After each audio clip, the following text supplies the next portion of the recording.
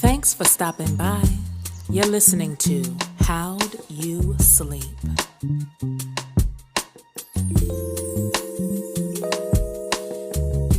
How'd you sleep, baby? How'd you sleep, baby? How'd you sleep, baby?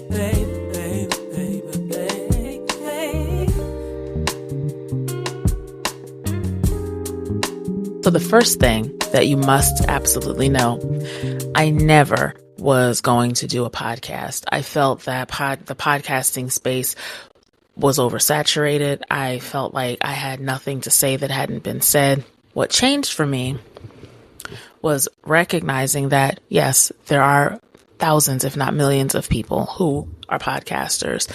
Among those are super impactful, super talented people that do great interviews, that tell great story, that impact lives, that empower and advocate for change. I'm all right with being in that number. I've never been a trend follower. I do believe in being a trend setter. I think part of being a trend setter is being your own true self. To be perfectly honest with you, being on camera with this mini fro is a place of supreme insecurity for me.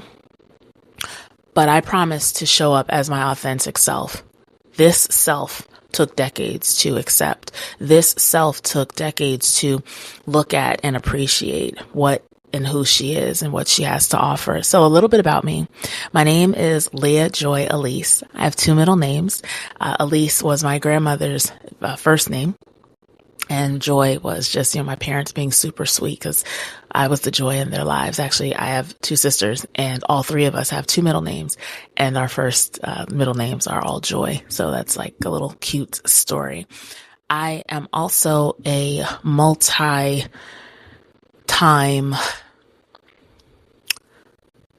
trier and faller. I won't say failer, but I will say trier and not succeeder.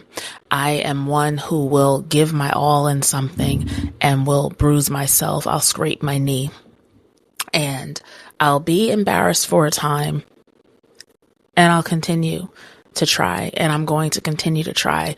Another reason that I moved forward with this podcast is because there is a 92-year-old version of myself in the future that will look back at this version of myself and say, you had it.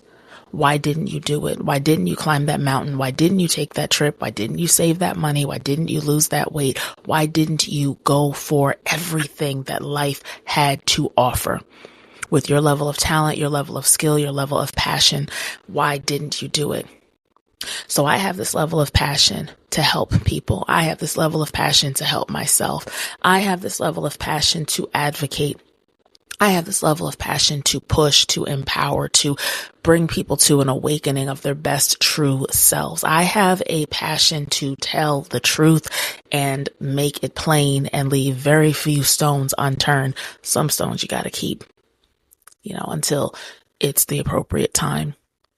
That's a little bit of who I am. I went to college, got 2 degrees, both in an area that I'm not interested in pursuing.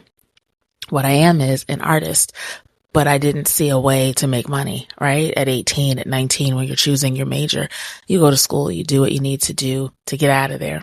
You do what you need to do to make the parents happy, to make the family proud. I did all of that and was miserable. I'm reintroducing myself to myself, and I am enjoying the journey. I am learning to enjoy the journey. I am learning that this is an adventure, and what we were taught to believe means success really is bull. It's bull. A lot of times the money means success, the notoriety means success, and everything for me, all of the above is an air quote.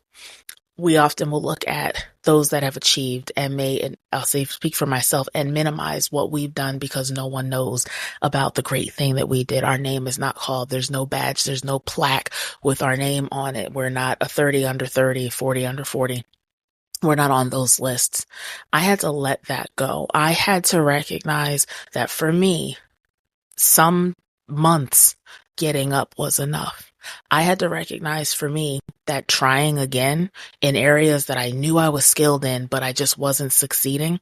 I had to realize that that was a win, I had to realize that being told that somebody's life was better because my life was involved in theirs or our paths crossed, that was better than a Grammy. That was better than a Tony. That was better than any award. That was better than, I can't say if it was better than any cash award, but I will say that it's so meaningful to have impact.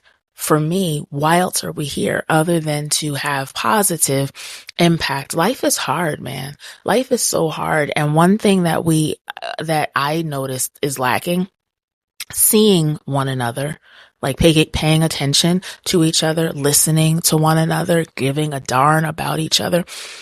Man, that is lacking. I will sit here and listen to somebody go on and on and on and on, and I'll really be invested and engaged.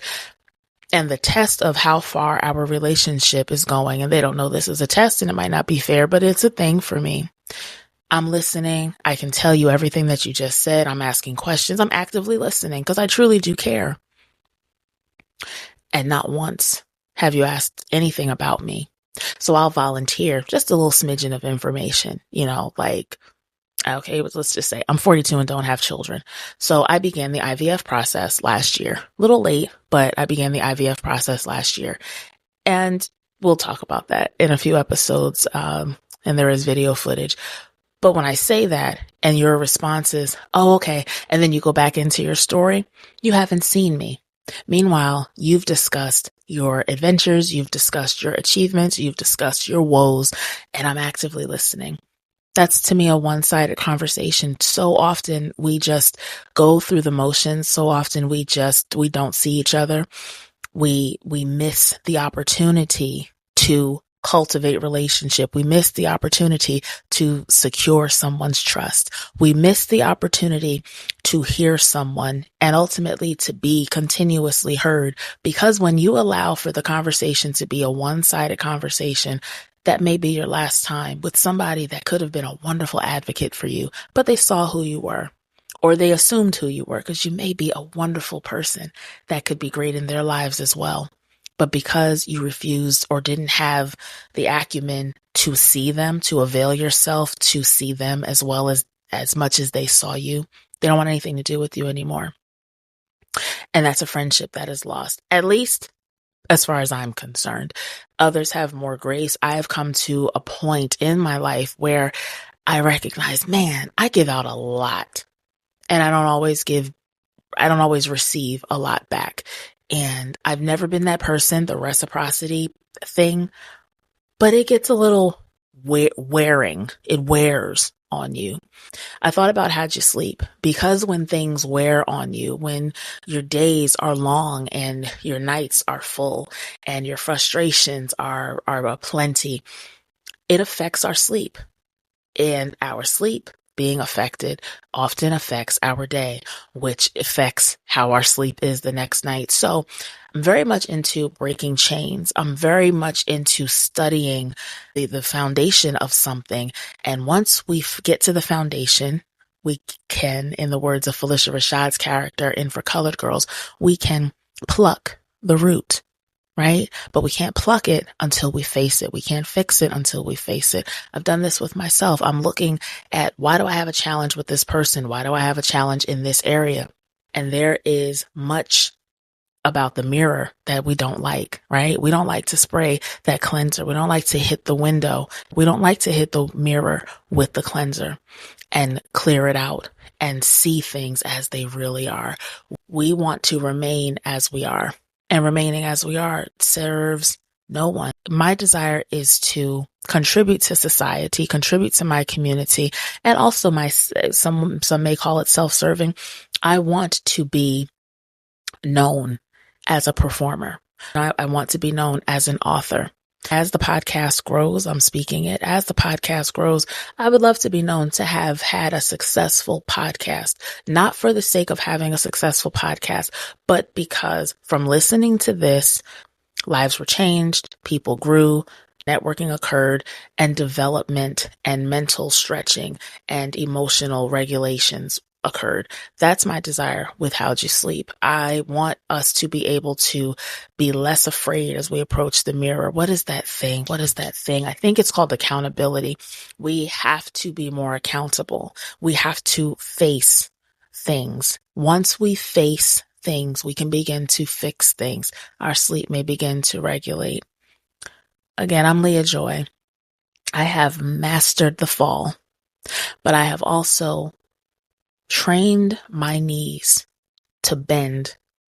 I have trained myself on how to cure a scab, and I have learned to bandage my knees and bandage my elbows and get back up and try it again. I promise that the failure, the humiliation, the feelings of not being enough, the feelings of being too late, they may not go away immediately, but I am here to tell you, you have to continue. I'm here because I realize that the 92-year-old version of me is waiting for this version of me to do what it's supposed to do. And I know what I'm supposed to do. And finally, I had to stop wasting years and wasting time. So there's this book called Naked. I love this story. It's a collection of prose pieces written by Black women. This particular one is by Jill Scott. It says, each of us is like a blade of grass with all of the fantastic nuances that the Lord has given us. So to want to look like someone else is frightening. I think that's just people deciding that there's no beauty inside, that their beauty has to come from the outside. Looking at the outside at the media, we are continually being shown the same kind of woman. It's as if God just created one kind of flower. But how do you compare a red rose to a white rose, or a white rose to a daisy? Lighter skinned women are prized to a degree. You have to have a certain kind of body and the soft hair. You gotta have the hair. And if you have light eyes, oh my God.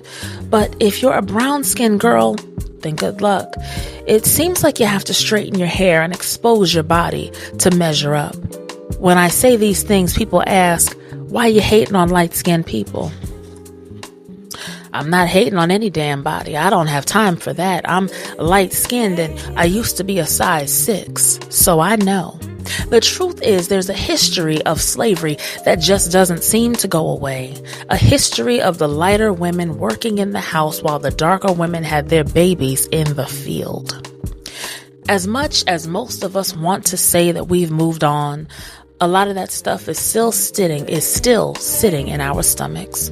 We still experience that hatred, still say that the lighter person is better than the darker one. It makes me think of my grandmother. She's so dark, they renamed her Blue. Her skin color is gorgeous, yet when I tell her she's beautiful, she says, oh, you just love me. No matter what you look like, the media can make you feel like you're not pretty enough. So when I talk about positivity, I'm not only telling others, I'm also telling myself. I'm just a person slowly and surely walking away from old hurts and pains, trying to learn something every day. I feel most beautiful when I'm not really sweating it. Those times when I'll walk past a mirror and think, that's a pretty girl right there. Because this is who I am. My fingers work, my toes work, my ears are pretty good, and I can see in both directions. My freedom comes from knowing that this body has been blessed. And that's from Miss Living My Life Like It's Golden, Jill Scott, Jilly from Philly. This is from Naked. Black women bear all about their skin, hair, hips, lips, and other parts. Let me tell you something. And here's the book. Reading Rainbow. I have had the equipment to do this podcast for over 1 year. I have, like I said in the beginning, I wasn't interested in doing something that everybody is doing. And then I had this thought, and I mentioned the thought. And then it was, hey, you can use my studio. Hey, I have this equipment. Hey. I think you should, have you ever thought to do this? Have you ever thought things that it just with little conversations began to just evolve into opportunity? Why wouldn't I take it? How are people going to believe in me more than me, the one that is holding this gift and this skill and this opportunity? I'm holding it, but I haven't harnessed it. And then I'm wondering, is it enough? I'm listening to the ladies in this story and I'm thinking about the freedom that they have to be themselves. I'm looking at it as freedom. Someone's looking at me as a free individual. Someone has called me brave. Me, the queen of imposter syndrome. And I'm looking at these women and they are taking off, peeling off the layers and being their vulnerable selves and allowing us into pieces of who they really are. And the truth is, all of us are just those little girls. All of us are just those little boys with these fears, these insecurities, wondering if we're going to measure up. I am here to tell you, baby, you have always been more than enough. I have looked myself in the mirror and had to have that conversation. My God in heaven, you are flawed. You are flawful. You are not flawless, but you are wonderfully made. You have always been enough, flaws and all.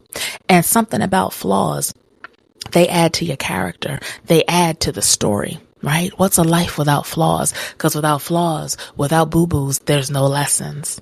I am beyond excited about being behind this mic. I am excited about where this is going to go. I have ideas of what I'd like to do. I would love for us. Can you get your hands on this book? I'd love to discuss the stories in this book. And I'd also love, there's so many things. You can't tell all the thoughts at once, but let me know if you're able to get a copy of this book. I would love to discuss this book with you. Ideally, what you will get from me is hope. Ideally, what you will get from me is strength. What you will get from me is information and resources that go beyond this podcast, resources, information on psychiatrists, psychologists, gynecologists, cardiologists. We're going to talk about, I am a no holds barred conversationalist. There's nothing that I won't discuss. Of course, this is all opinion based. Nothing that I am saying is law. I don't declare it to be law. I do have very strong opinions about many things, except pop culture, unless you're talking about Whitney Houston. But there are resources for you. And for some reason, I'm feeling the need to say this. Continue to hold on. Continue to hold on. Letting go. People say that letting go is a coward's way out. I say it's a way out for somebody who is tired of holding on. Because when we hold on, them hands get calloused. Those hands feel like they're being shredded. But please hold on. Whoever that is that needed to hear that, please hold on. Please dream again. You might fail. They're going to laugh. You think I don't know that when I hit upload, the people aren't going to say things? They've been saying things. And when I'm 92, they're going to say some more things. I'm building the story. They're going to say things. We can't not do things because of the theys. I'm excited to meet you. I look forward to seeing you every Tuesday. Be well. How'd you sleep, baby? How'd you sleep, baby? Also, I'm a tea lover. So this is my favorite right now. It is a Bigelow. It's vanilla caramel. And I love an Earl Grey and an English breakfast. It's like manly black teas, strong hair on your chest, but I love them. Not the most attractive cup, but it keeps it warm. So, yeah.